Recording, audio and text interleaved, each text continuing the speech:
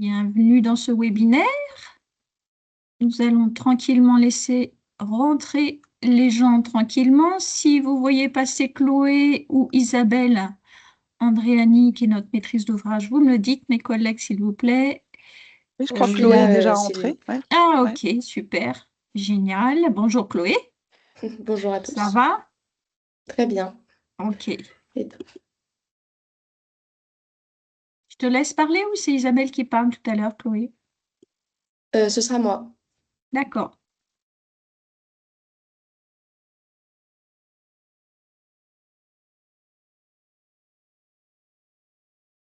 Et pareil, si on voit passer Laure Lequem, c'est bien, qu'elle est censée intervenir aussi.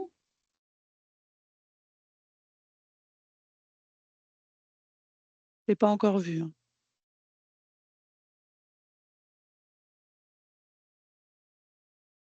Hop, j'ai mis le petit message d'accueil là dans la conversation. Donc, bienvenue dans ce webinaire questions-réponses éditeurs sur le déploiement de l'appli qui va durer 1 heure exceptionnellement aujourd'hui puisqu'on va vous parler justement des nouveautés, des aides financières 2026. On va vous parler aussi un petit peu du Ségur Vague 2, de ProPS et de l'appli Carbital fournisseur d'identité également.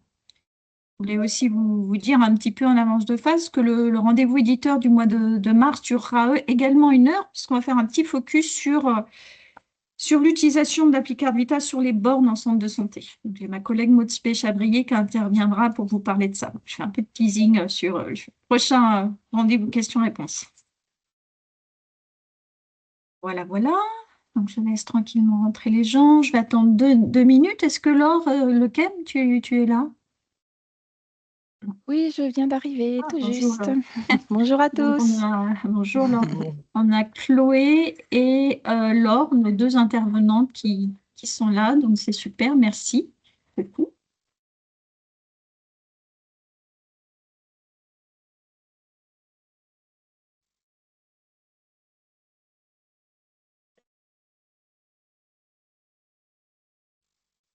Bonjour.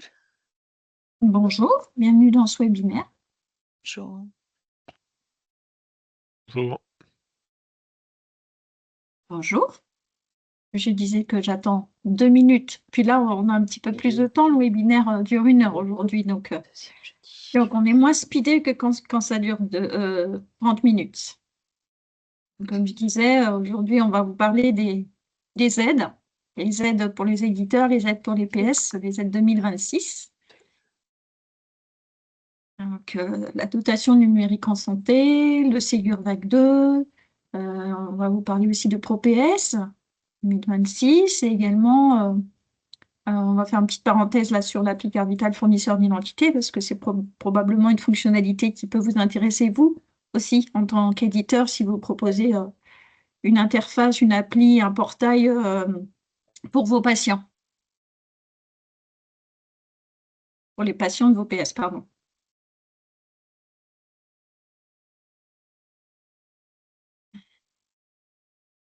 D'ailleurs, je me demande si à un moment donné, on ne va pas ouvrir le webinaire aussi aux éditeurs, aux fournisseurs de services, aux éditeurs qui proposent des services numériques en santé, puisqu'on va rentrer tranquillement dans les explications sur l'appli Carvital fournisseur d'identité. Donc, probablement que le tour de table sera beaucoup plus large à ce moment-là. Voilà, voilà. Bah, écoutez, je vous propose de démarrer ce rendez-vous questions-réponses éditeur sur le déploiement de l'appli du 12 février. Je vous demande de couper vos micros et caméras si vous ne parlez pas. On peut échanger sur Teams, hein. On a toujours notre super équipe d'experts qui est là pour répondre à vos questions, donc n'hésitez pas. Donc, nous allons vous présenter l'actualité, les chiffres, et puis après, il y aura une petite séance de questions-réponses. Alors, l'actualité à Picard Vital. Donc là, je ressors le planning qui est montré à chaque fois. Il y a des fois des petites choses qui bougent un petit peu. En tout cas, ce qu'on peut dire là sur le premier service connexion à Amélie Pro via un logiciel César Vital. Donc, tout ça, c'est avec l'appli Vital. Il y a eu quelques tests qui ont été faits, qui ont été concluants là, en fin d'année dernière, début de cette année, avec une quinzaine de professionnels de santé. Donc, ce qu'on peut vous dire, c'est qu'on va mettre en en production ce service assez rapidement. Je ne peux pas encore vous donner la date, mais je sais que ça va, c'est dans les tuyaux. Pour ce qui est du premier service, établissement acceptant l'appli-carte vitale, borne d'accueil, nous avons un premier éditeur établissement de santé qui accepte l'appli-carte vitale sur les bornes d'accueil en centre de santé qui a été autorisé fin 2025. Donc, il va déployer sous peu. Et ce que je vous propose, c'est de parler de ce sujet-là lors du prochain rendez-vous questions-réponses éditeurs du mois de mars. Ça va sûrement intéresser un certain nombre d'entre vous. Donc, j'ai ma collègue Maude Péchadrier qui parlera de ce sujet-là au prochain webinaire de mars. Et dans les tuyaux, nous avons aussi au GIE, donc là je parle de la partie haute, hein, ouverture aux mineurs, ouverture à la carte nationale d'identité allemande et italienne, tout ça c'est pour l'activation de l'appli-carte vitale, donc c'est dans les tuyaux aussi. Et puis on va voir rapidement le service de demande d'authentification à distance. On va vous en parler tout à l'heure, donc ma collègue Laure Lequem vous en parlera, qui va sortir aussi, c'est dans les tuyaux au GIE, on va sortir les specs a priori fin juin.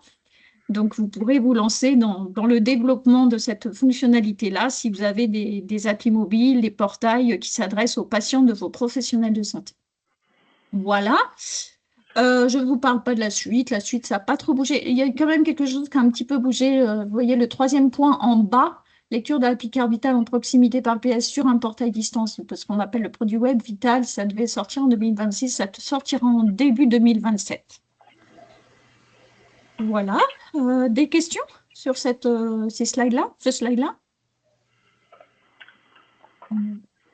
Donc, s'il n'y a pas de questions, je vais laisser la parole à Chloé et Isabelle. Je ne sais pas si Isabelle est là. Merci Sylvie. D'ailleurs, on peut peut-être en profiter aussi pour, si Isabelle est là, qu'elle se présente. Isabelle Andréani, est-ce que tu es là? Je crois qu'elle n'est pas encore arrivée. D'accord, ok. Bon, si elle est là, je pourrais la présenter effectivement aux éditeurs, puisque c'est notre nouvelle maîtrise d'ouvrage qui travaille toujours avec Chloé. Chloé donc, est toujours là, vous l'avez déjà vu. Donc, je te laisse la parole, Chloé. Merci Sylvie.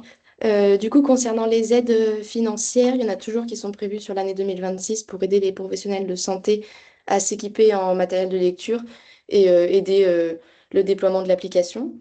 La principale différence concernant les aides par rapport à 2025, c'est pour les médecins libéraux avec l'arrivée de la dotation numérique, du coup, qui remplace depuis le 1er janvier 2026 l'ancien forfait structure. Là, la valorisation, elle est de 140 € et non plus de 280. Et on passe aussi là, pour débloquer ces 140 €, il faut à la fois avoir effectué un usage de l'application, mais aussi avoir utilisé la messagerie sécurisée de Mon Espace Santé. C'est pareil pour les centres de santé où la valorisation du coup est de 140 €, combinée aussi avec un usage de la messagerie sécurisée de Mon Espace Santé.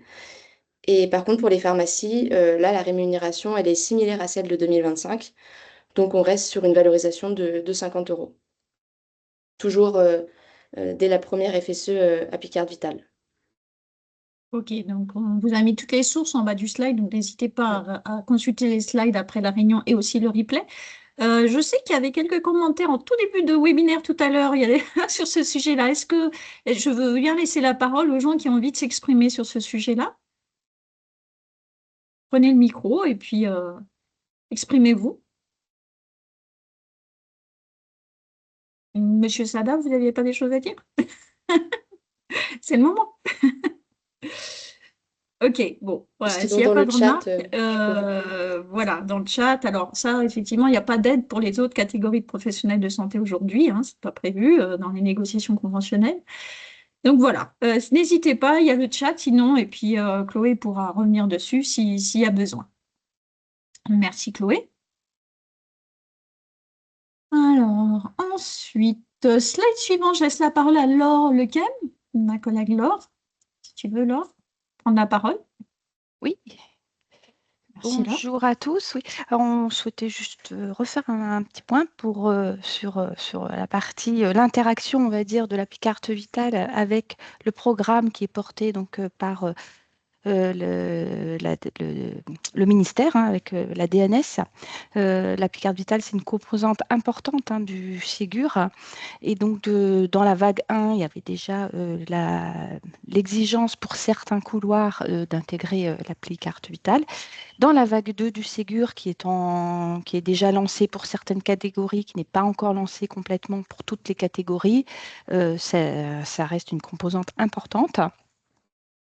Et dans le document qui s'appelle Appel à financement, donc qui finalement résume les conditions qui doivent être respectées pour avoir l'aide financière, hein, Ségur, il y a effectivement l'intégration de la Picarde Vitale, mais également son installation, enfin tout ce qui concerne finalement les prérequis pour faire fonctionner la lecture de la Picarde Vitale sur un poste de travail. Il est indiqué explicitement dans ce document que cette prestation, elle couvre évidemment le logiciel, la formation, l'accompagnement en fait complet du professionnel de santé à l'utilisation de la Picarde Vitale. Et il faut avoir pour vous au moins une proposition d'une référence commerciale pour le lecteur. Donc, ça se traduit comment pour vous? Ça se traduit par un formulaire que vous devez remplir sur c'est l'espace industriel, dans lequel vous faites vos recommandations, quel est le lecteur que vous recommandez. Et cette page donc doit être ensuite c'est une page publique, hein, elle doit être remplie et c'est vraiment une condition pour avoir droit à l'aide financière du Ségur Vague 2. Ça concerne toutes les catégories qui sont citées au début, hein.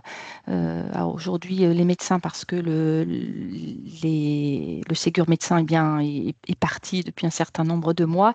Et puis pour les autres, ça va bientôt sortir en fait. Enfin, en tout cas, c'est échelonné dans l'année 2026 pour les autres catégories. Mais il y aura également pour ces autres catégories cette même condition. Ok, merci Laure. Donc effectivement, vos formulaires, vous les retrouvez sur vos espaces privés, hein. Vos recommandations pour lire les services du numérique. On vous pose tout un tas de questions qu'on avait expliquées lors du webinaire je ne sais plus si c'était le mois dernier ou le mois d'avant. Donc, on vous pose tout un tas de questions et dedans, effectivement, vous remplissez la page dans laquelle vous avez des précaux sur les dispositifs de lecture. Et cette page, une fois que vous avez rempli le formulaire, nous, on récupère toutes les infos. Et puis, on les communique aussi aux DNS qui vont chez vos PS, hein, pour qu'ils aient de l'information. Et du coup, voilà, cette exigence-là sera satisfaite. Donc, n'hésitez pas à remplir vos formulaires. Et puis, j'ai aussi bien fait apparaître le fait que, effectivement, qualification de l'INS LU de la Picarde Vitale, c'est un point super important aussi, puisqu'en fait, pour les PS, c'est quand même un sacré avantage. Ça simplifie le processus d'identité-vigilance qui est demandé aux professionnels de santé. Donc, on compte sur vous aussi pour faire sauter, enfin, je ne sais pas comment dire, faire disparaître ces écrans de qualification d'INS quand on a une AppCV de LU, une appli Carte Vitale de LU. On a une question sur le chat, Laure, je vais te la poser. Donc, dans le cas du Ségur paramédical et sage-femme, les éditeurs doivent fournir un logiciel agréé à Picarde Vitale. Est-ce que les négociations avec la CNAM sont prévues pour mettre en place une aide financière pour l'achat d'un lecteur sur les paramédicaux et sages-femmes? Merci, Madame Godin, d'avoir posé cette question. Je pense que c'est plutôt Chloé et Isabelle, si elle est là, qui vont pouvoir répondre. Alors, Chloé. À date, il n'y a pas encore de négociations qui sont engagées. Donc, effectivement, ça pourrait être intéressant, effectivement, s'il y a des négos, à un moment donné, que ça soit vraiment abordé. Madame Gauthier, n'hésitez pas à en parler à vos paramédicaux, sages-femmes, leur dire qu'ils remontent à leur syndicat le fait que ça serait bien qu'il y ait une aide. Voilà, ça peut faciliter les choses dans les négociations avec l'assurance maladie. Voilà, d'autres questions? Vous pouvez prendre la parole si vous le souhaitez.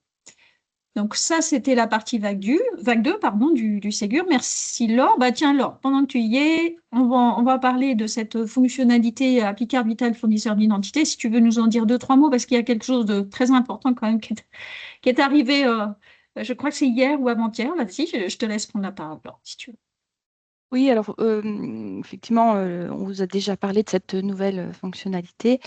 Euh, Globalement, c'est quoi le fournisseur d'identité? Ben, c'est un peu, enfin, ça va être pour les usagers qui ont une appli carte vitale, un moyen de se connecter à vos applications, aux applications en tout cas du domaine de la santé, de se connecter, surtout de s'authentifier. Et puis derrière, pour l'application, on va l'appeler le fournisseur de services, par exemple un portail de préadmission, pourra exploiter les données qui sont dans l'appli carte vitale. Donc les données, notamment, principalement l'INS, c'est celui dont on parlait juste tout à l'heure, mais également les données AMO, les données AMC. Évidemment, ça va être aussi en fonction d'une autorisation qui va être donnée à chacune des applications. Cette autorisation, elle va être donnée selon... Alors, déjà, il faudra être éligible donc, dans le domaine de la santé sociale, médico-sociale. Et puis, il y a aussi des exigences à respecter pour pouvoir, pour une application, hein, pour pouvoir candidater à utiliser l'appli carte vitale comme moyen d'identification. Les exigences ont été publiées au JO avant-hier. Donc, c'était un petit peu un long parcours. Je vous en ai parlé plusieurs fois. Ça y est, c'est fait. Donc, vous pouvez consulter quelles sont ces exigences. Comme ça, vous verrez déjà un peu si vous devez vous préparer où il faut travailler pour pouvoir atteindre, on va dire, les niveaux d'exigence. Il n'y en a pas énormément d'exigences, hein, il y en a une 25 à peu près, puis quelques recommandations. Et il y aura donc normalement, là encore, je ne peux pas m'avancer complètement, mais d'ici un mois et demi, un nouvel arrêté qui explicitera de manière assez macro c'est quoi cette procédure d'autorisation. Cette procédure d'autorisation de manière très schématique, hein. Vous devrez faire une demande auprès du JECM Vital. Vous devrez effectivement remplir certains formulaires pour montrer que vous respectez bien les exigences. Vous devrez faire des développements. Donc, on ouvrira une plateforme de test. Vous pourrez tester. Vous ferez les développements et puis ensuite, on aura une commission. Il y a une commission qui est prévue explicitement pour ça, ce qui sera écrit dans l'arrêté qui reste à apparaître dans un mois. Et puis, on vous autorisera du coup à mettre en production cette fonctionnalité. Alors, on sera mieux. Oui, vas-y, Voilà. Et puis excuse-moi. juste, je voulais ajouter, Oui. Sylvie, donc dans un mois à peu près, il y aura ce nouvel arrêté. Ce qu'on prévoit de faire, c'est de vous diffuser les spécifications un peu en avance de phase. Donc oui, elles seront certainement en mode draft au départ. Donc ça, ce sera, on ne sait pas encore exactement, mais plutôt du genre avril ou mai. Et au mois de juin, une véritable ouverture de l'autorisation où là, vous pourrez faire les tests, etc. En production, il faudra quand même attendre pour mettre en production fin de l'année, parce qu'il nous restera encore des travaux, nous, à faire. Et du coup, il y a des pages, c'est ce que tu voulais dire, Sylvie. Sylvie a Oui. créé des pages que vous pouvez consulter, qui vont se remplir petit à petit. Là, pour l'instant, sont encore pas très nourries, mais on va les nourrir vraiment dans les mois à venir, les semaines et les mois à venir. Super. Donc, pour Et résumer, puis, donc, le référentiel qui a été publié, on va y trouver plutôt des éléments un peu RGPD, sécurité, voilà, des choses comme ça. Par contre, si vous voulez les specs techniques, il faut quand même un petit peu attendre. Il faut attendre le mois de mai, voilà, pour avoir vraiment les guides d'intégration pour pouvoir développer. Mais a priori, c'est pas non plus des gros développements parce qu'on va respecter OIDC. Si vous avez l'habitude d'utiliser ce protocole OIDC, vous ne serez pas du tout perdu. Voilà. Excuse-moi, Laure, tu voulais repréciser quelque chose? c'est ce que tu as écrit en bas, Ouais. que Ah voilà, oui, oui. Donc, si si tu veux ça en vous parler, vas-y. intéresse et Ouais. que vous avez envie d'aller au salon Made in Tech, parce que c'est quand même un salon super intéressant, vous pourrez nous retrouver au stand E15. On vous parlera de cette fonctionnalité-là. Donc, n'hésitez pas à passer nous voir. Voilà. Est-ce qu'il y a des questions sur ce sujet-là? N'hésitez pas à prendre la parole, hein, si c'est plus simple pour vous. Bon, pas de questions. Donc, tout doit être très clair. Merci, Laure.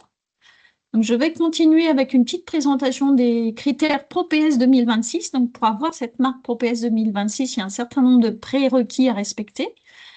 Merci Laure, je ne sais pas si je t'ai bien remercié, merci Laure d'être intervenue. Donc, pour votre solution de facturation, vous devrez être déployé à au moins 99% au niveau de la Danone 8, donc avoir des logiciels compatibles à Danone 8 déployés au moins à 99% de votre parc, avoir la version 3 de Diagram avec 50% de vos PS au moins installés avec cette version-là. Et puis à nouveau, un critère important, c'est le matériel de lecture. Là, on a les chiffres, le pourcentage de vos PS, pharmaciens, médecins, autres PS, qui doivent avoir fait au moins un flux de facturation avec l'appli Carvital. Voilà les critères ProPS 2026. Donc, et ça termine cette première partie du webinaire autour des aides financières, que ce soit pour les éditeurs, les PS et les marques. Est-ce que vous avez des questions sur ce sujet? Est-ce que j'étais suffisamment claire? Parce qu'après, on va passer aux chiffres de déploiement. Caroline, vous avez levé la Oui, main? oui, Bonjour, Caroline. bonjour, j'avais une question par rapport à ProPS. Oui. Pourquoi, en fait, on n'a pas d'obligation de déployer l'outil Diagram? Pourquoi vous imposez dans le ProPS ce critère-là? En fait, c'est un... Alors là, c'est une colle. Parce que autant déployer la J'ai pas travaillé sur facturation, ProPS. ça va. Alors, Mais Diagram, en fait, c'est un outil propre à l'assurance maladie. Un oui, outil alors, éditeur. Ouais. Alors, j'ai repris ça un peu tel qu'elles sont en train de poser de questions. Va falloir. Est-ce qu'un de mes collègues là peut poser la question à peut-être Sophie? Si je peux développer, le diagramme V3, enfin diagramme V2 ou V3 maintenant installé, est très important pour savoir les cryptos pour la carte vitale et la CPS. Oui, j'ai pas de doute sur l'utilité de ce programme. Ça permet aux, aux revendeurs ou aux éditeurs de prendre la main à distance et de voir si le lecteur est compatible, si le lecteur voit bien les fentes, voit bien les entrées des cartes vitales en PCSC.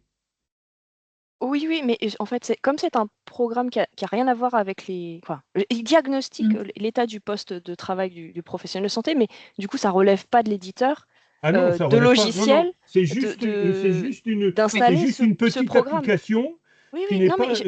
C'est juste une petite application qui n'est pas anodine. Je sais bien ce que c'est mais c'est juste que en quoi ça relève l'obligation de l'éditeur d'avoir ce programme d'installer chez ses clients. C'est juste à moi, c'est juste ma question. Alors, non, mais il n'y a pas de souci. Alors, on va pas trop je peux pas répondre sur la partie 50%, mais je peux vous répondre sur la partie lien avec ProPS, puisque l'idée c'est d'avoir un poste du professionnel de santé qui soit à jour. D'ailleurs, c'est quelque chose qui potentiellement peut vous être utile aussi, puisque vous rencontrez des difficultés en production parce que vos clients n'installent pas toujours les dernières versions de composants.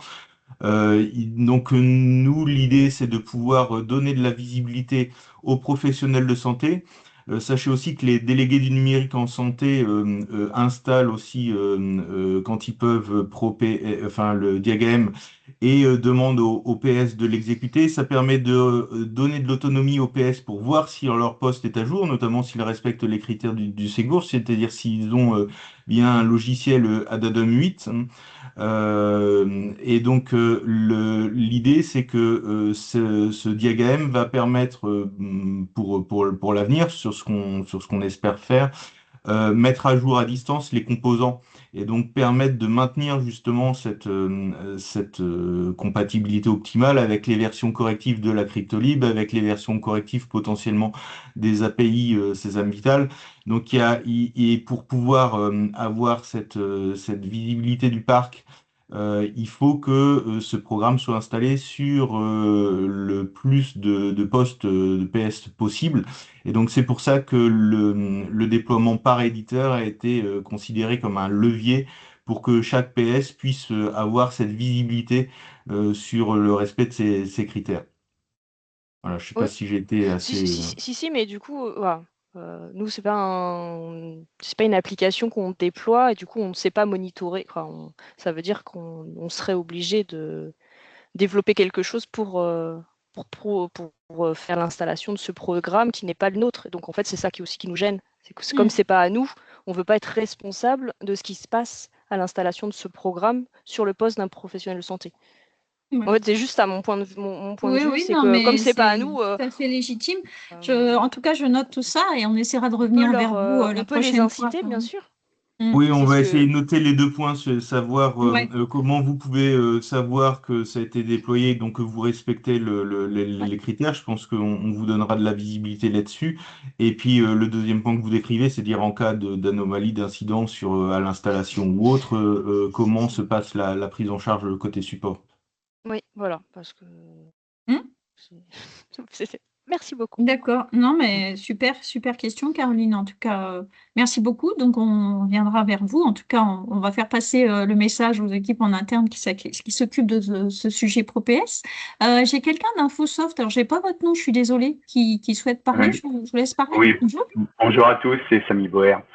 Bonjour. Oui, alors, je suis assez d'accord avec ce qui vient d'être dit, hein, d'autant plus que nous, les contrôles qui sont faits dans Diagam sont déjà faits dans notre logiciel et on s'attelle fortement à ce que notre socle soit toujours sur les versions les plus récentes.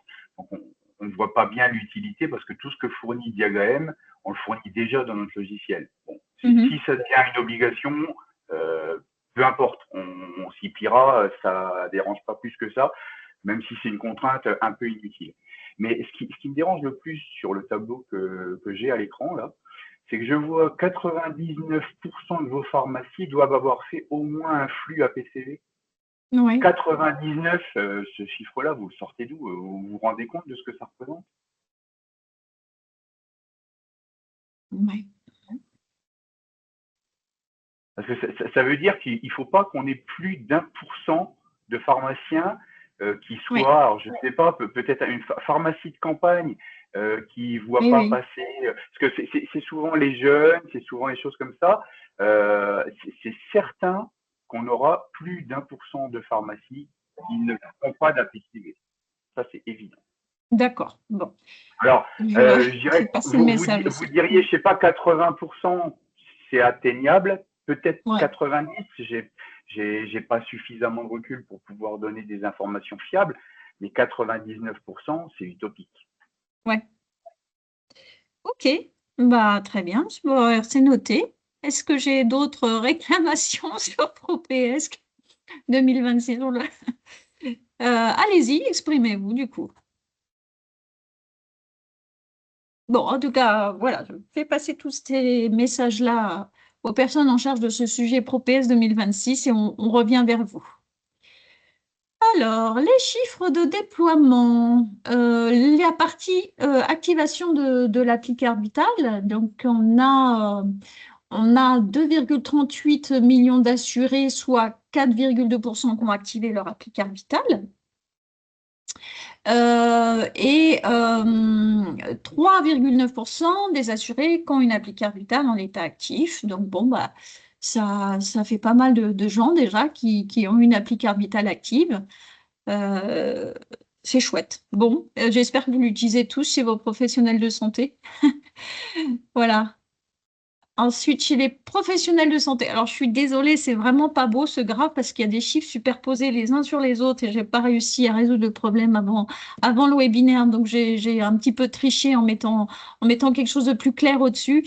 En tout cas, ce qu'on peut voir, c'est que on avait quand même une belle progression entre novembre et décembre 2025. On a eu l'effet boost du forfait structure avec des PS probablement qu'on fait des premiers flux appli carte vitale.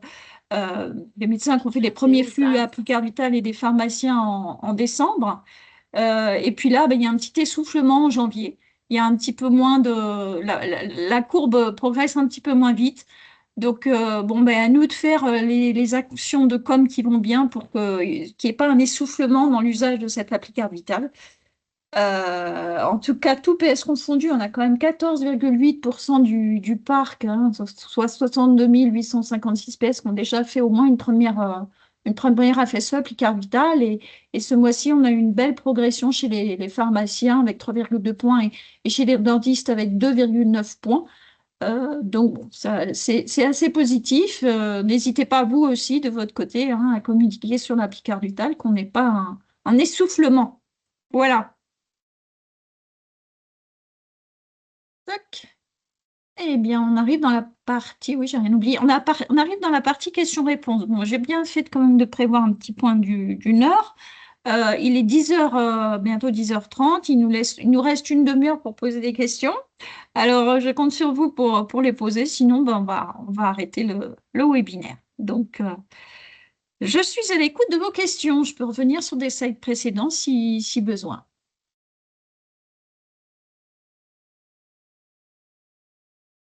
Je suis Monsieur Salah.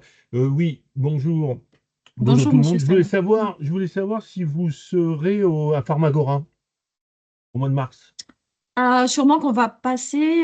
Est-ce qu'il y aura un stand de l'assurance maladie Ah, ben, comme j'ai vu Isabelle passer tout à l'heure. Bonjour Isabelle, peut-être que tu peux te présenter là dans ta nouvelle mission. Isabelle, je te vois pas.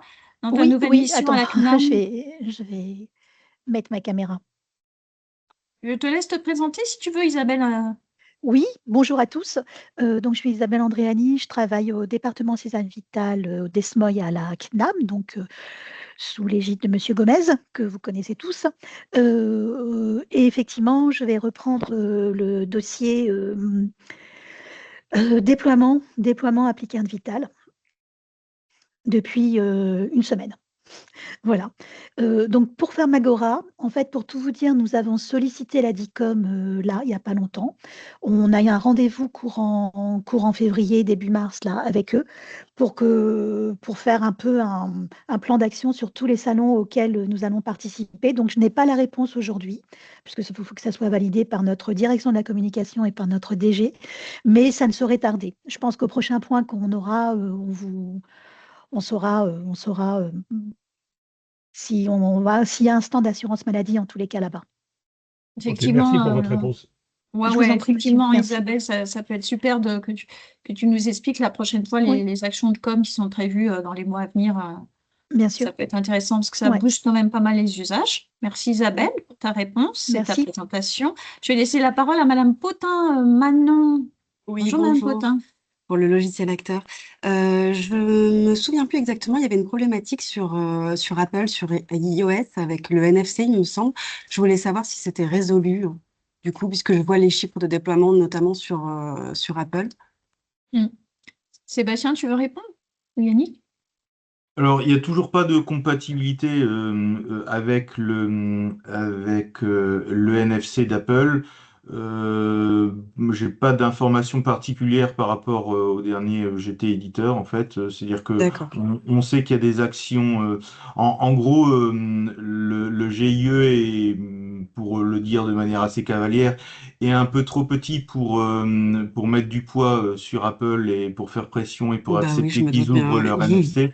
C'est ça. Donc derrière, on est plutôt avec côté l'ANS et la direction du numérique en santé, en fait, pour voilà, pour peser davantage en tant que partenaire étatique, voilà, et pour leur mettre en face de leurs responsabilités, on va dire juridiques.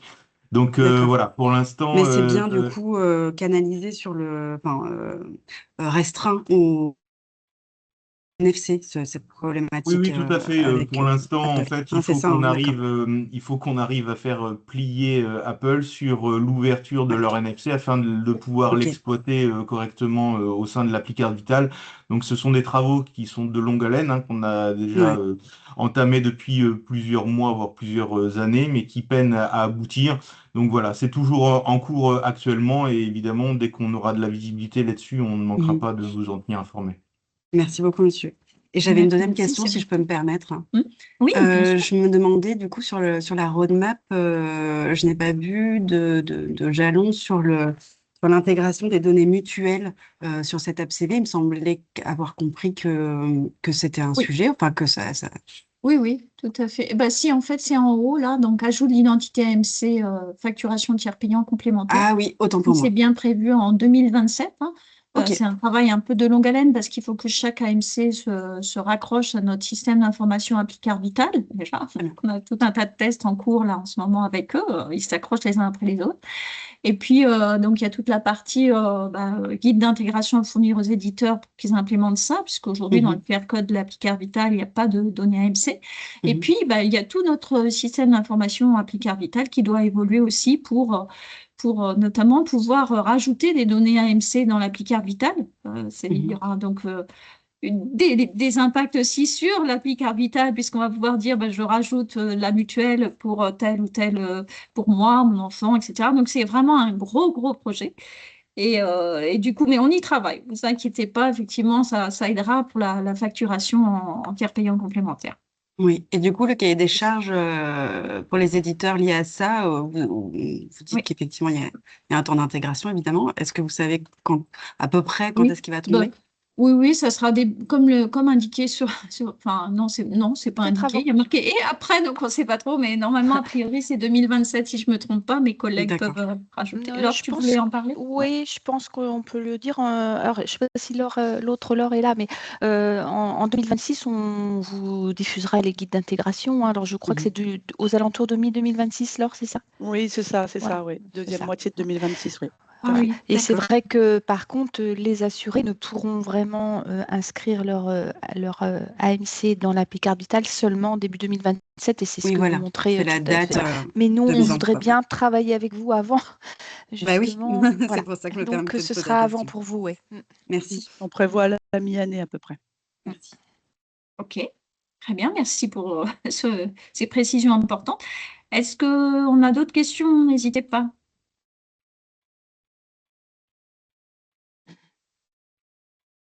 Alors, Monsieur Castelli. Bonjour, Monsieur Castelli, je vous laisse parler. Bonjour Madame Calu, bonjour. C'est juste une question de praticité. Est-ce qu'il est possible dans vos mails, quand vous donnez un rendez-vous comme ça, juste de pouvoir avoir un lien pour rajouter directement à notre calendrier? Oui, Parce que, Ça va. Ok, oui, d'accord. voilà, Pas de souci. très bien, merci. D'autres marques?